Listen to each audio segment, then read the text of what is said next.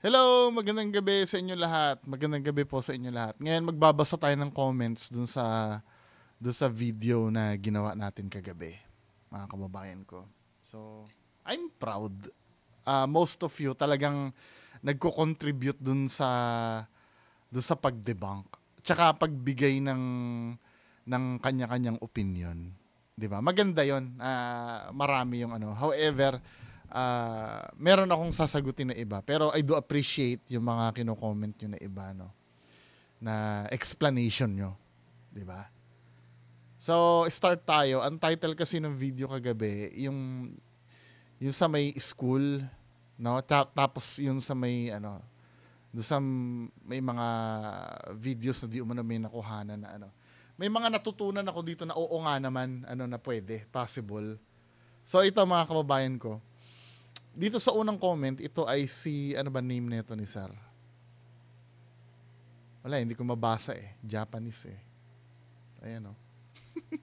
Shout out sa'yo, Sir Japanese. Ang sabi niyang ganon, sa schoolmate, mahirap mag-edit ng picture kung analog phone pa ang gamit. Matagal na yan. Wala pang Android phone nun. Hindi pa uso ang Photoshop, sabi niya.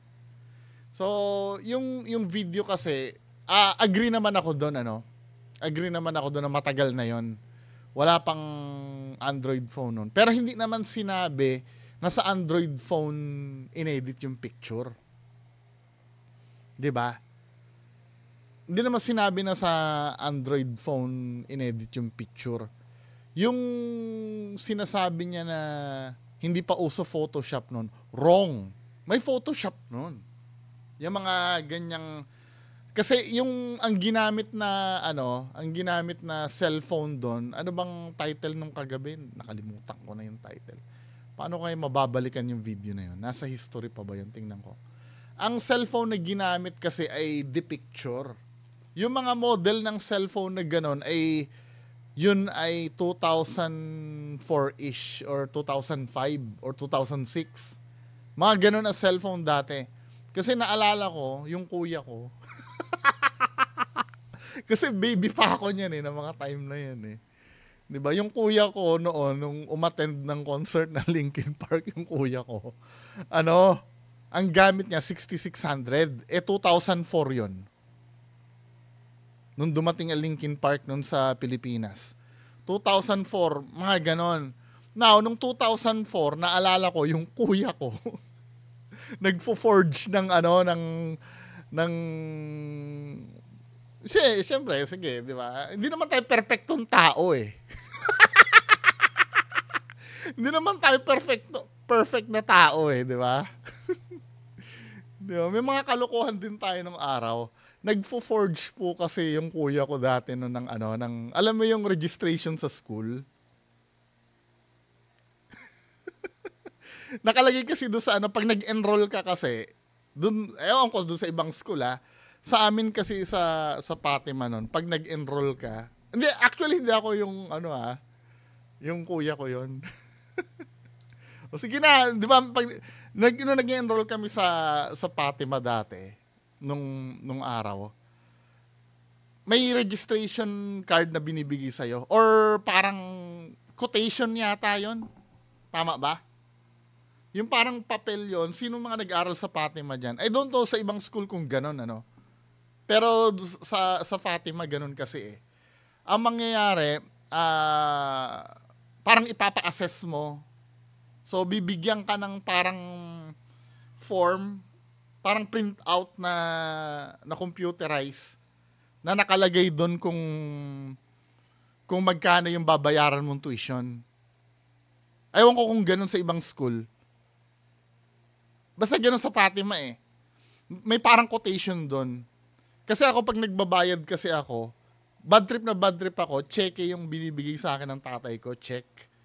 Hindi cash. Eh yung mga kaklase ko, cash ang pinapambayad nila. Ang ginagawa nila, fino-forge nila yung yung tuition. Let's say ang tuition mo ay 25,000 yung sa isang semester. 25,000 ba? Tama, 25. Basta mura lang sa Fatima nun. 30,000 ba? O, basta ganun, something like that, ano? 30,000, gagawin nilang 40,000. At uso ng Photoshop nun. Nung time na, yung sinasabi mo na hindi pa uso ang Photoshop, uso ng Photoshop nun. Tsaka may mga ghost photos na naglilitawan. Ewan ko kung may naalala ko nun, nung time na yun, kahit nasa Mindoro pa ako nun, Adobe Photoshop 7, 2003. Adobe, tingnan natin history ng Adobe Photoshop, ha. 7 ba yun or 6? Wait lang, search natin. Adobe Photoshop.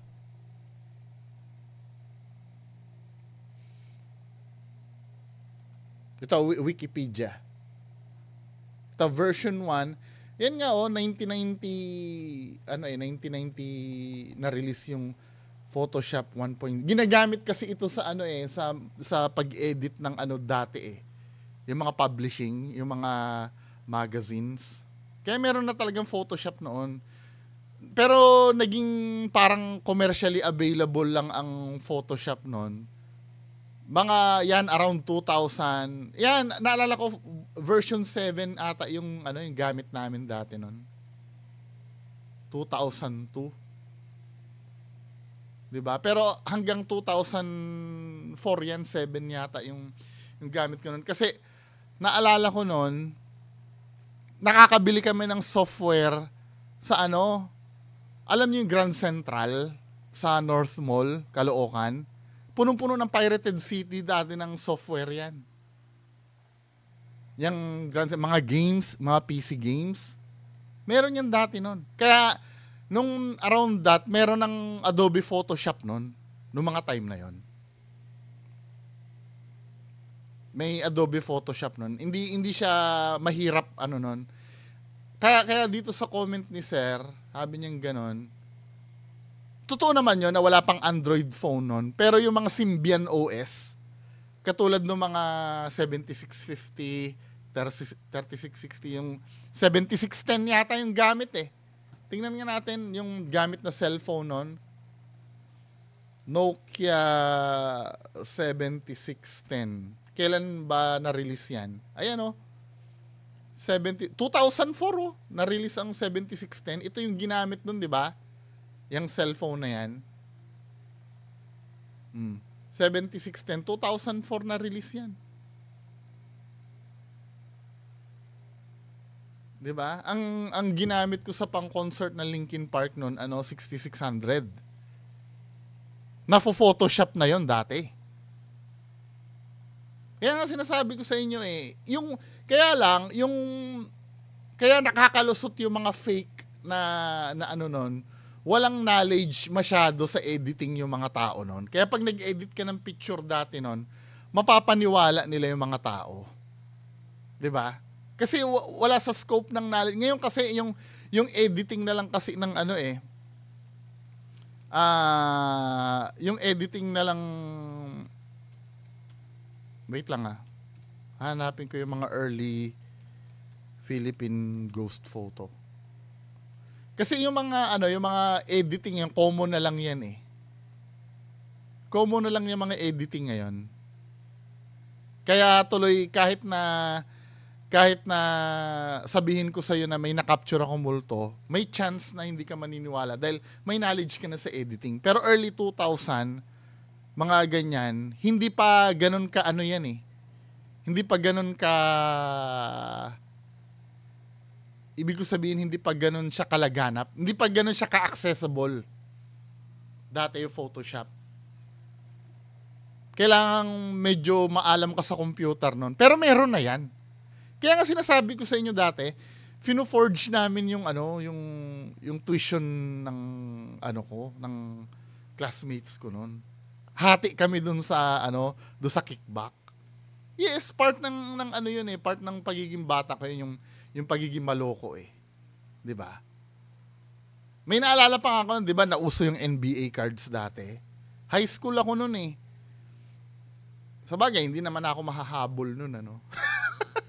na nauso yung NBA cards dati.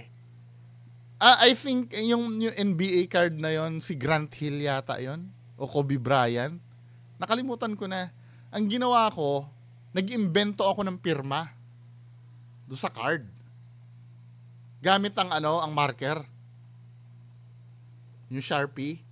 Nag-imbento ako ng pirma na hindi naman talaga yun yung pirma. Ibinenta ko yun. Nabenta ko yun ng mga yata siguro nun, mga 1.5 ganon, 1,500.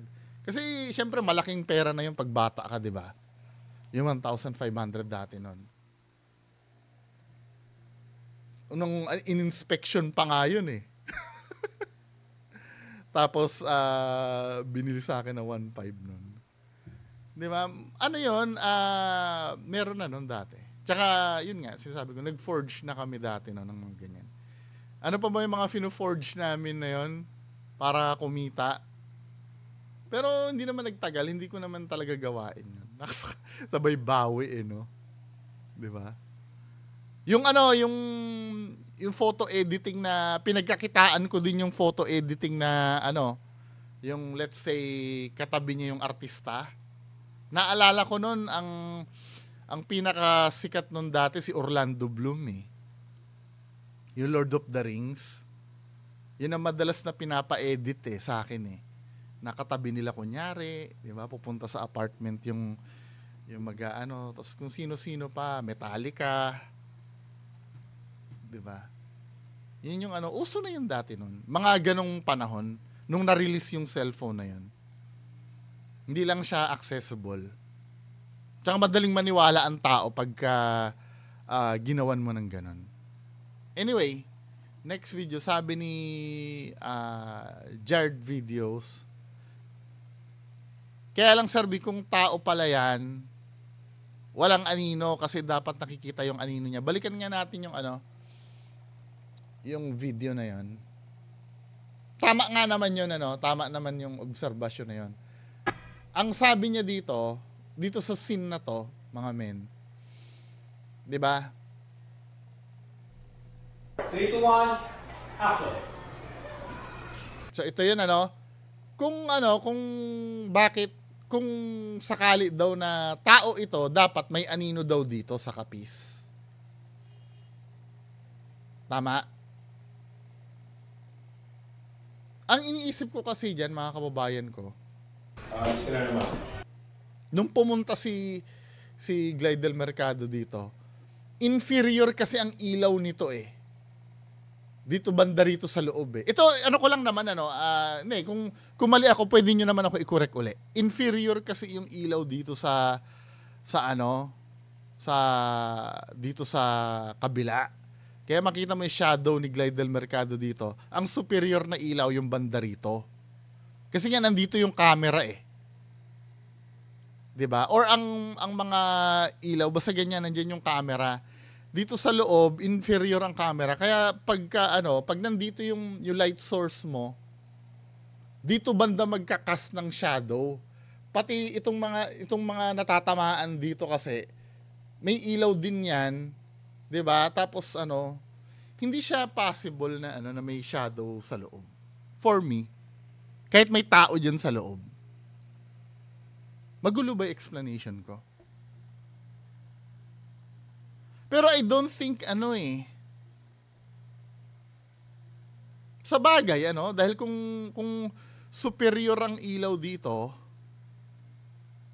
dapat sobrang bright nitong kapis. Hindi pa rin, feeling ko may explanation pa rin yan. Pero valid yung argument nyo ha. Valid yung argument nyo na kung tao to, dapat may shadow siya dito sa loob. Di ba? Pero ang tanong, yung kapis ba, transparent ba talaga yan? Transparent ba talaga ang kapis? Alam ko makapal ang kapis eh. Hindi yan yung, baka ang iniisip mo yung Japanese yung Japanese door kasi, may shadow talaga yon. Kasi, yata yun, tela yata yun, or papel eh. Pero ito kapis to eh. Ang kapis yata solid. Transparent ba ang kapis? Tingnan nga natin. Kapis window. Hinahanapan talaga ng ano no? Kapis window. Alam ko parang shell ito, di ba? Ayan parang ano siya shell siya Hindi siya transparent.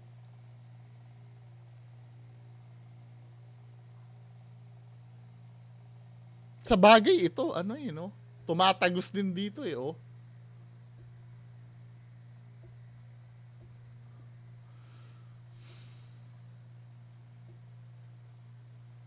Or depende sa kapis kung solid. Tingnan natin to Tingin ko solid ang kapis Hindi na lang siguro sapat yung ilaw sa loob para siya. Hindi, yun lang ang theory ko pero still paninindigan ko pa rin na na hindi siya paranormal Sana ba yun? Ba't na wala na? Ito pala, sorry. Yan solid kasi ang kapis Ibang-iba yan sa Japanese window Japanese window. Ang Japanese window kasi, ito, paper to Papel o tela.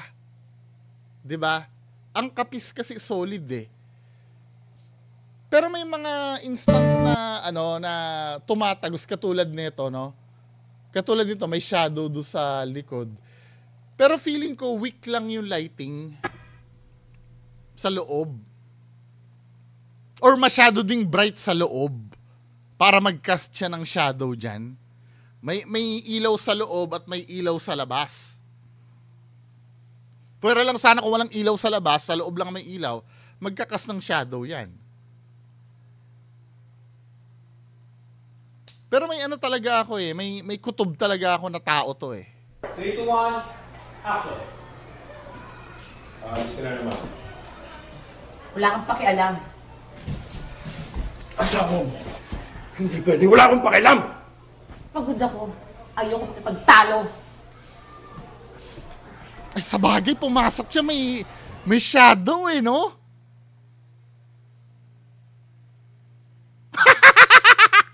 May shadow. Pumasok si Glidel Mercado, may shadow. Ulitin nga natin. Oo nga, no?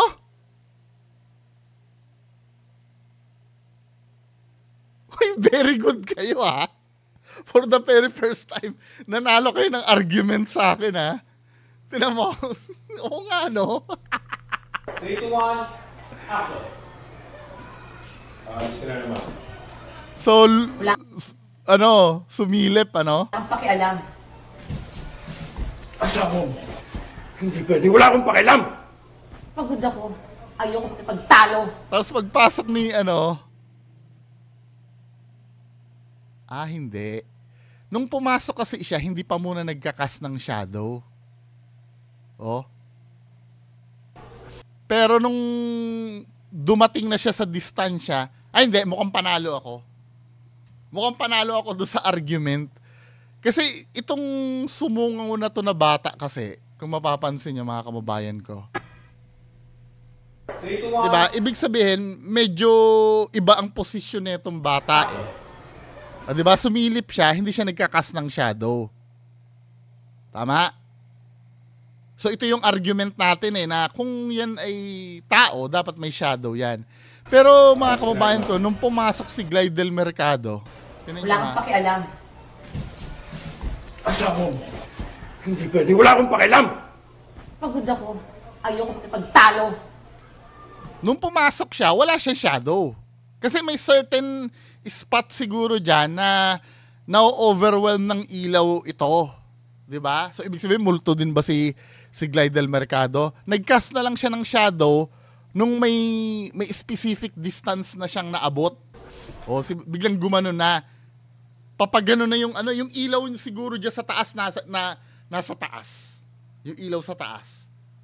Nung dumaan si Glide del Mercado doon, saka lang siya nag-cast ng shadow.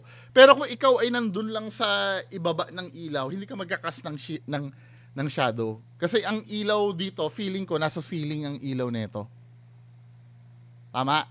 Nasa ilaw yung ceiling yan. Kung ikaw ay nakaluhod lang dito, hindi ka magka-cast ng shadow sa kapis. Mystery solve. Damn, I'm good. Nagigets nyo? Mga kababayan ko? Ulitin natin, ano natin ha. Ang theory ko sa loob niyan, kaya wala siyang shadow, magla-launch ako ng Microsoft Paint ha.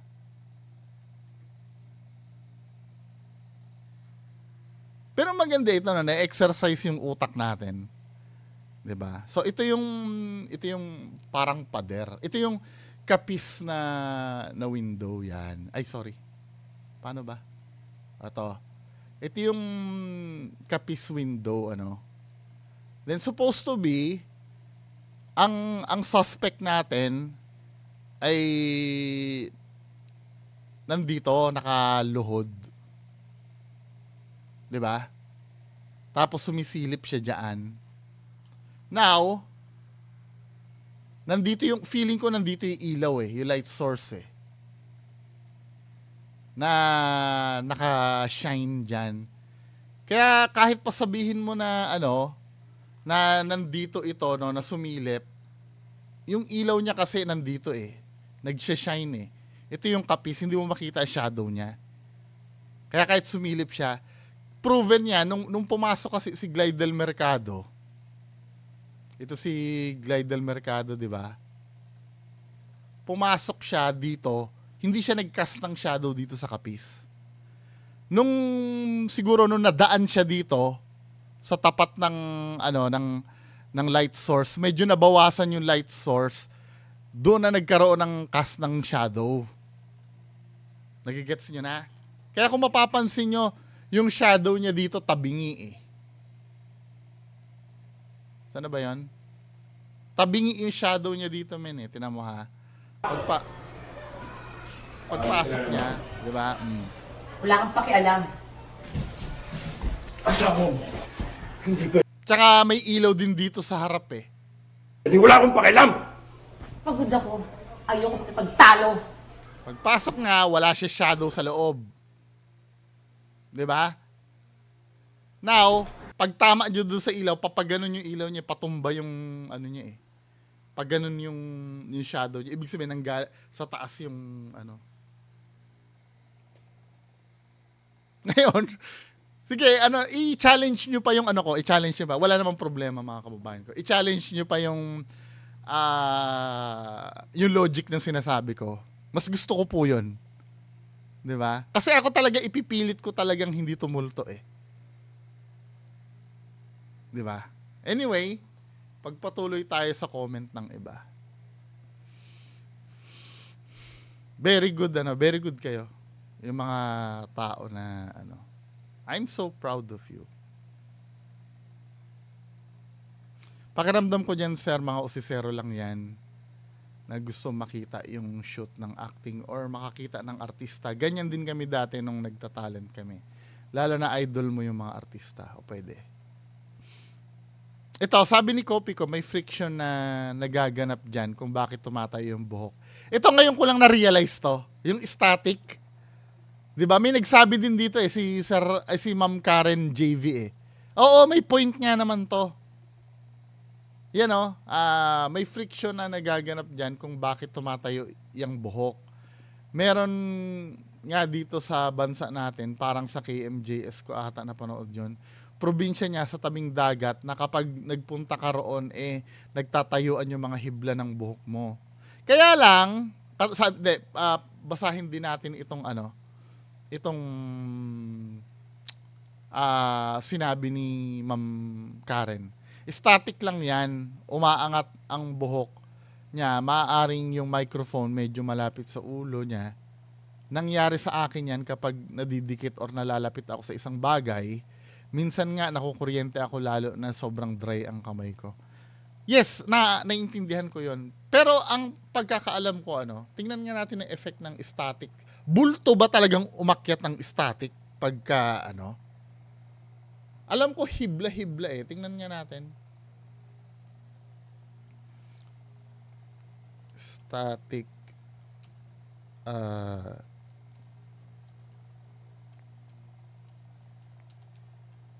here.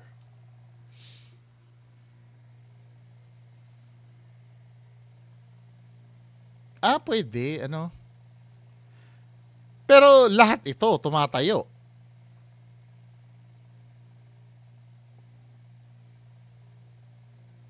Lahat ng buhok niya tumatayo, hindi lang yung isang part na yon. Ito, yung ginawa dito kay ate.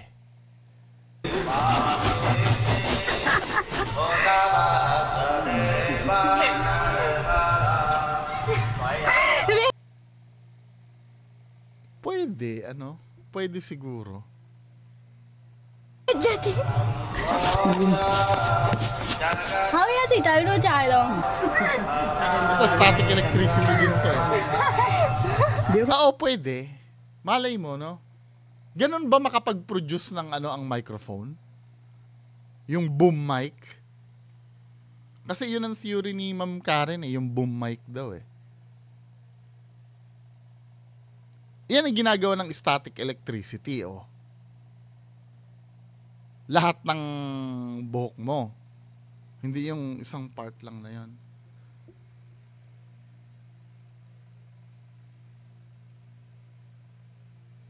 Tingnan natin ito isa. Ito mga kababaeng science to ha.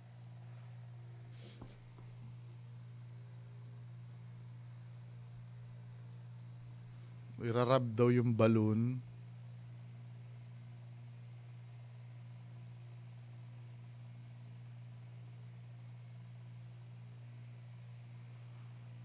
Tagal naman na itong mag-rub ng balloon.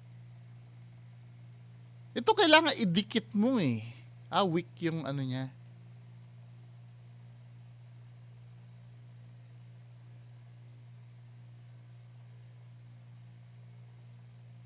Weak naman yun.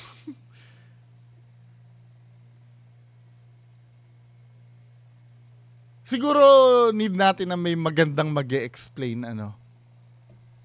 Pero I'm so thankful, Sir Kopico, Ma'am Karen JB, na nakapag-provide kayo ng ano, ng theory. Plausible nga naman. 'Di ba? Nasabi ni Dashboard, idol dun po sa dalaw na ano 11:50 na sa may sliding door. Bakit hindi nakikita yung shadow? Yun nga eh, na-discuss naman natin. Salamat, Sir Dashboard. Sabi ni Jerry Bensig. Unique channel to ha. Bumabasag ng trip. Hindi naman. Early 20s ka pala. Mga ano, alis ko lang sa pagka-teenager, sir eh. Shout out J Fizz. Name nito ni sir. JF Sandoy. Shout out JF Sandoy.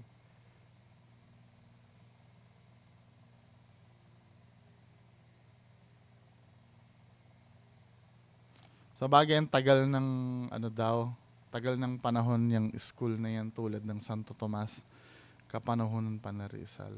Maaring maraming. I do agree naman yung UP.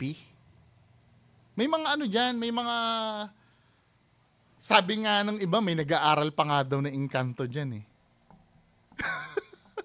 I don't know kung paano naging possible yun, ano.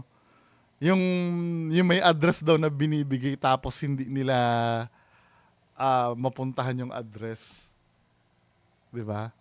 Misteryoso yung ano yung shout out misteryoso. Misteryoso yung ano yung UP.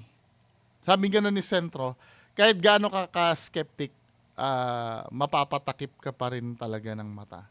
Yung pagiging skeptic kasi, sir, kasi siguro ang iniisip niya, bakit ka matatakot, skeptic ka. Yung skeptic kasi, sir, hindi naman nangunguhulugan na fearless ka na nun. Di ba? Maaari pa rin naman ako matakot. Halimbawa, manood ako na nakakatakot na movie. Matatakot pa rin ako nun. Di ba? manood ako ng nakakaiyak na movie, may iyak pa rin ako noon. Kahit nasabihin natin na ano, iba kasing ano yun eh, iba kasing count yung pagiging skeptic kasi eh. 'Di ba? Ang pagiging skeptic kasi naghahanap ka lang ng explanation. Iba naman kasi yung suspension of disbelief. 'Di ba? Pwede kasing ang mangyari kahit na hindi naman totoong nangyayari yung comedy, natatawa ka. Pag nakakapanood ka ng comedy, alam mo namang acting lang nila yun eh. Pero nakakatawa, di ba? Hindi naman porket alam mo yung ano sa isa, katulad sa KMJS, di ba? Yung gulat-gulat nun, kahit na skeptic ka, pag nagulat ka doon, magugulat ka pa rin. Tsaka pagdating sa multo, hindi naman nangangahulugan na yung pagka-skeptic ko, hindi ako naniniwala sa multo. Naniniwala naman ako na may espiritu talaga or multo. 'Di ba? Naniniwala ako doon. Biblical naman 'yun eh. Ang pinagtataluhan lang naman kasi sa Bible diyan, kung yung multo ba na yan ay totoong kamag-anak mo or espiritu ng humans. Kasi sa Bible kasi, automatic evil spirits yung mga yan eh. Totoo naman talaga may multo. Kaya lang, ang nagiging skeptic ako kung paano i-present yung multo. Kasi baka mamaya, sabihin mo sa akin na, ito may nakuha akong multo sa CCTV namin. Tapos yung pala, langaw lang pala na nasa CCTV yun. Diba? Hindi naman porkit dinibang ko yun, ay hindi na ako naniniwala sa multo. Diba? Ano ba, sabihin mo sa akin, ako ay sinugod ng leon sa aming bahay. Hindi naman ako sa hindi naniniwala na na hindi totoong may leon, di ba? Alam ko naman totoong may leon, nag-i-exist talaga leon. Kaya lang yung kwento mo na pinasok ko ng leon sa loob ng bahay. Syempre, ang isip ko, saan manggagaling yung leon? Di ba? Ano yung tumubo yung leon sa bakuran nyo tapos or halimbawa may namataan akong balyena sa ilog.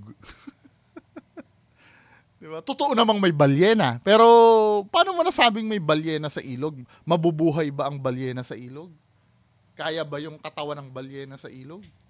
Or sa sapa? Diba? Ibang usapin yung pagiging skeptic. Pero meron talaga mga tao sa mismong multo skeptical. Meron talaga mga ganon. Na talagang hindi naniniwala sa multo. Kahit nga sa Diyos hindi naniniwala. Skeptic sa Diyos eh. Diba? Ibang mga depende sa pagiging skeptic kasi, mga kababayan ko. Now, meron akong gustong i-share dito, 'di ba? Yun lang naman ang comment nung kagabi Meron akong gustong i-share dito na video, no. Kasi maraming sumisita sa akin. Bakit ka ba sita ng sita? Alam mo naman ang entertainment 'yan, 'di ba? Alam mo naman na yan, sita ka pa ng sita.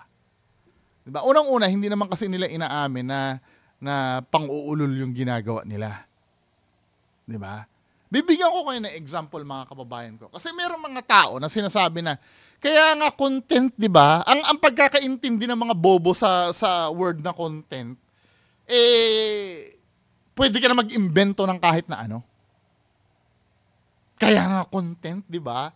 Kaya nga content, diba? Yan ang pagkakaintindi ng mga bobo. Di ba? Pagka dinidibang mo isa ba't mo dinidibang, kaya nga content eh.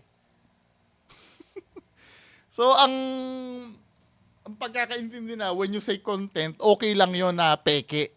Pero nakakalimutan nyo yung responsibility nyo sa mga nanonood. Di ba? Wala namang problema dyan kung umakting ka dyan or gumawa ka ng sarili mong pelikula.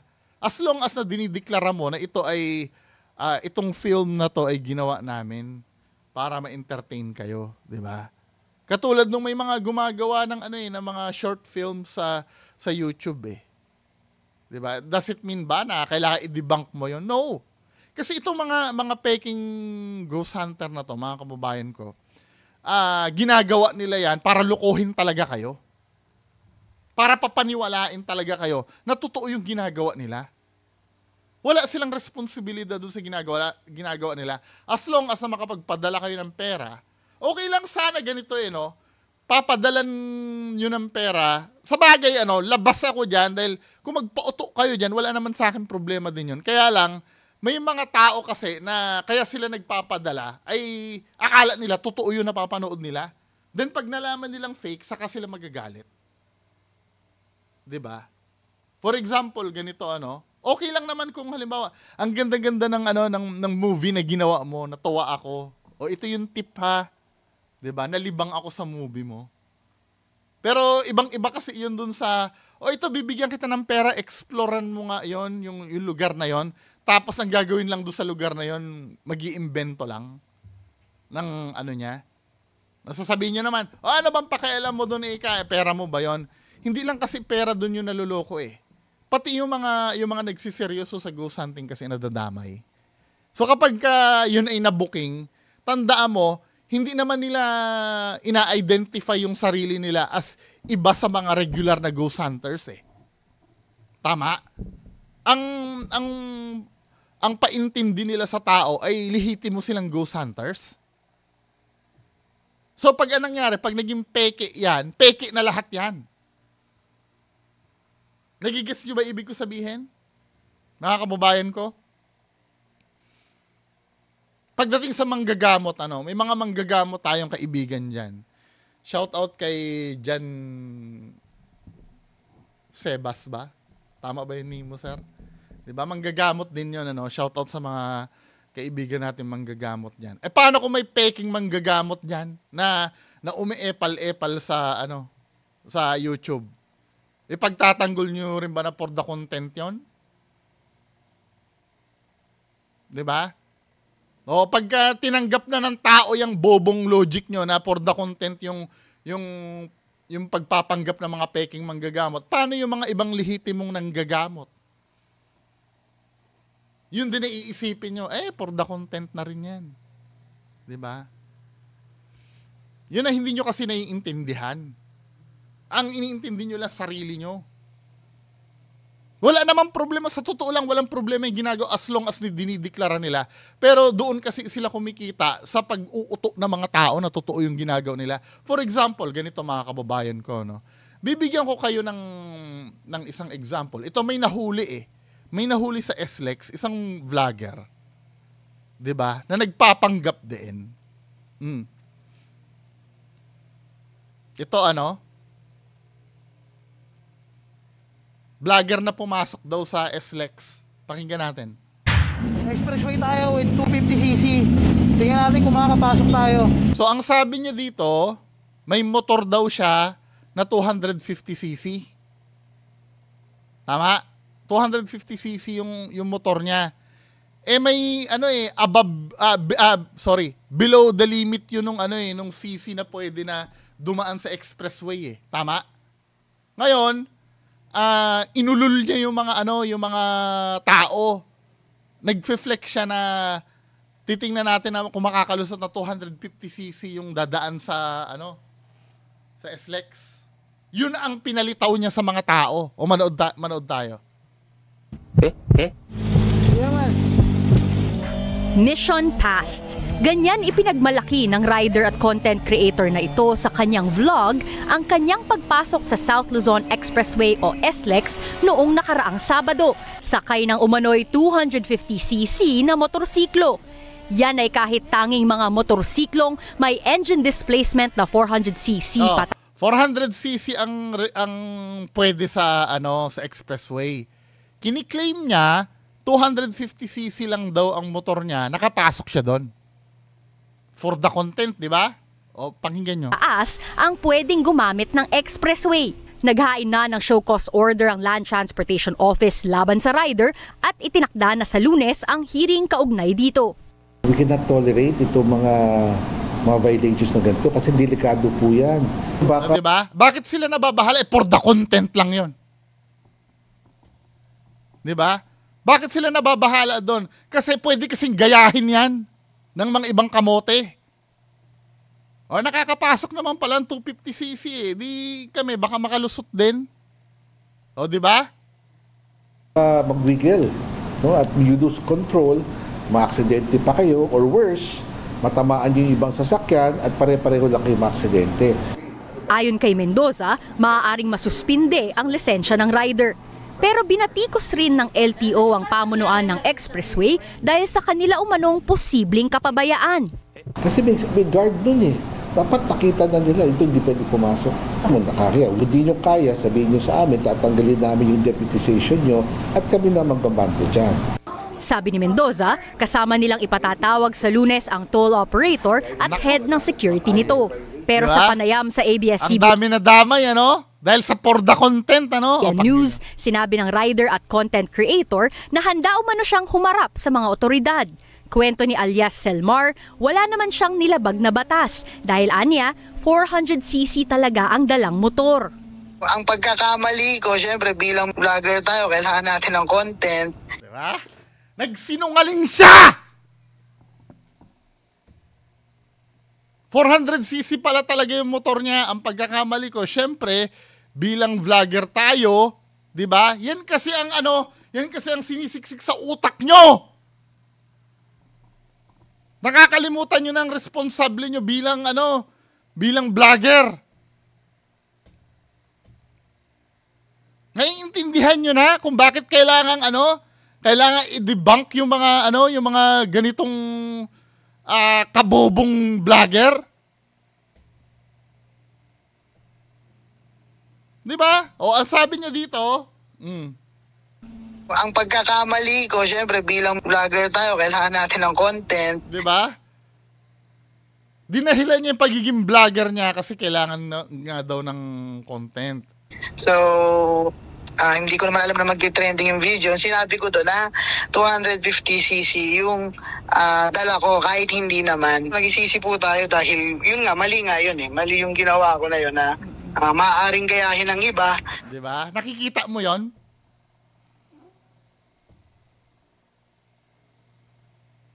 Oh, balik tayo sa ghost hunting. Kung ganyan, paano kung marami naniwala dyan sa content mo? I'm so sure marami naniniwala. Huwag kayong tatanga-tanga sa akin. Basahin nyo yung mga comment ng mga favorite fake ghost hunter nyo. Maraming naniniwala. Yung dadasalan mo lang ng sont malaki. Paano kung totoong evil spirit na yun?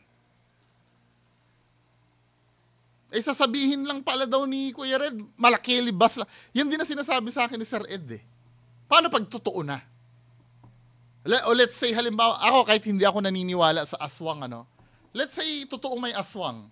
Tapos ang dali-dali nilang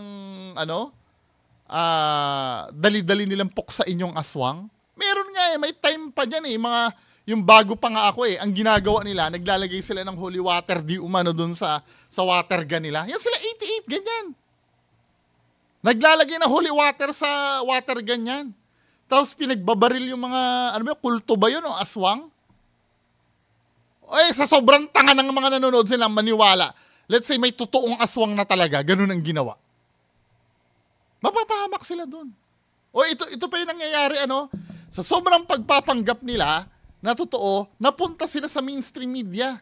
Na-interview sila ni Sir Ray Sibayan. Bino mo sa mainstream media na yun, hindi na sa YouTube. Puro kasinungalingan na yung binubuga doon. For the content pa rin ba yun? Hindi na. Nanluloko ka na ng doon, ng sambayanan nun. Di ba? Tapos kayo pinagtatanggol nyo? Come on.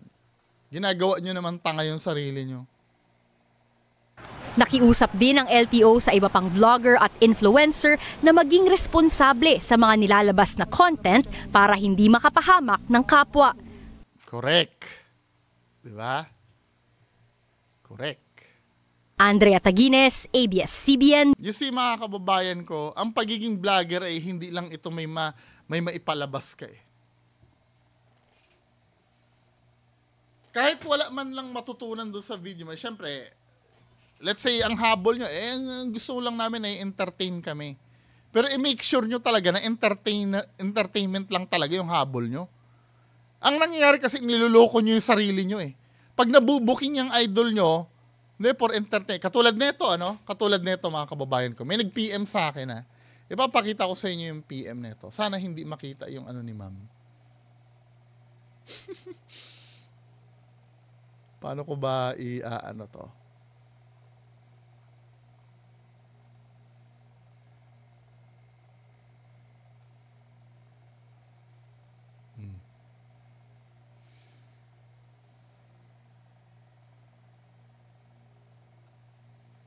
Wait lang ha. Ay, wait. Kailangan maipakita ko sa nag-PM sa akin ito eh. Ba't na yung mga ano? Bayan? Sige na nga. Ayusin ko lang. Ta. Hindi nyo naman siguro nakita si ma'am, ano? Sabing ganun sa akin ni ma'am, hello po, isa po ako sa nanonood sa inyong vlog sa YouTube. Palagi ako nakatawa sa mga napupuna mong kamalian ng iba. Idol kita pag galit na galit ka tapos sabay tawa. Tapos, sabi ko salamat ma'am. Sabi niya ganun sa akin, magandang hapon po Idol B. May nagsabi sa akin, sabi daw ni Donsky 1001% na legit. Biruin mo, habang kayo pinagtatanggol nyo na for entertainment yung ginagawa ng idol nyo, itong idol nyo, tinatanga kayo. Diba? Tinatanga kayo, oh, sabing gano'n, no? 1001% na legit ang mga videos niya. At dyan daw siya kumikita sa mga vlog niya. At dyan daw siya nagkakapera ng malaki dahil totoo lahat ng mga binablog niya. Paninira lang daw yung nagsabi na peke siya. O kayo, sa sarili nyo, alam nyong fake, di ba? Entertainment. Ibig sabihin, kayo sinisiraan nyo rin ang idol nyo pag iniisip nyo na for entertainment, yung idol nyo. Ewan ko kung saan kayo lumulugar, ano? Di ba? Ewan ko kung ano yung tumatakbo sa utak nyo na okay lang sa inyo na ululin kayo ng ululin ng ganyan. Pang-uulol sa inyo yan, men eh.